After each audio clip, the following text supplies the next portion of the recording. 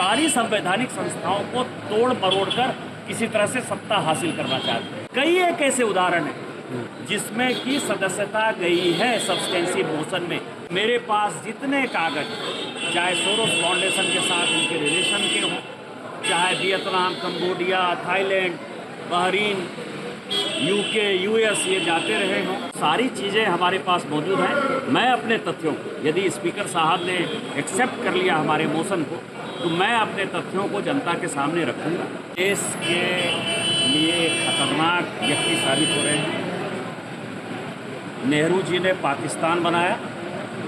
राहुल गांधी जी इस देश को टुकड़ों में विभक्त करना चाहते हैं, चाहे वो बैकवर्ड फॉरवर्ड के नाम पर, शेड्यूल कास्ट शेड्यूल ट्राइब के नाम पर, महिला पुरुष के नाम पर, सोरोस का जो एक एजेंडा है, भाषा के नाम पर, रीजन के नाम पर, परिसीमन के नाम पर, इलेक्शन कमीशन के नाम पर, सुप्रीम कोर्ट के नाम पर, सीबीसी के नाम पर, कोई भी, चाहे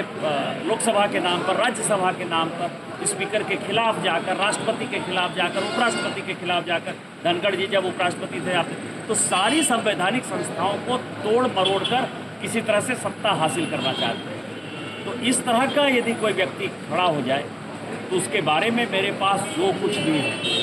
कुछ भी है, और पार्लियामेंट में मैं केवल अकेला आदमी नहीं हूँ जो कि एक नई चीज़ें लेकर आए। मैंने कहा कि जब मुदगल मंत्री थे 1951 में, तो सब्सटेंसिव मोशन में उनकी सदस्यता गई, सुब्रमण्यम स्वामी की सदस्यता गई, साक्षी महाराज की सदस्यता गई, छत्रपाल लोधी की सदस्यता गई, महुआ मैत्रा की सदस्यता गई। कई एक ऐसे उदाहरण हैं जिसमें कि सदस्यता गई है सब्सटेंसिव मोशन में, और सुप्रीम कोर्ट ने भी कहा है कि पार्लियामेंट को ये अधिकार है। तो मेरे पास जितने कागज, चाहे सोरोस फाउंडेशन के साथ उनके रिलेशन के हों, चाहे Vietnam, Cambodia, Thailand, Bahrain, UK, US ये जाते रहे हों, इन्होंने जिन जिन लोगों से मुलाकात की है, जिन लोगों के साथ इनके रिलेशन है,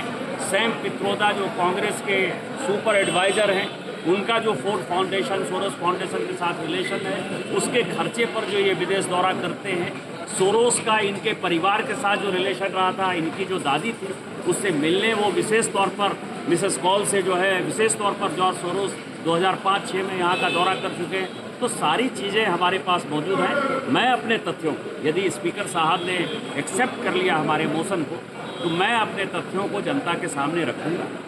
उसके बाद पार्लियामेंट जो भी फैसला करे।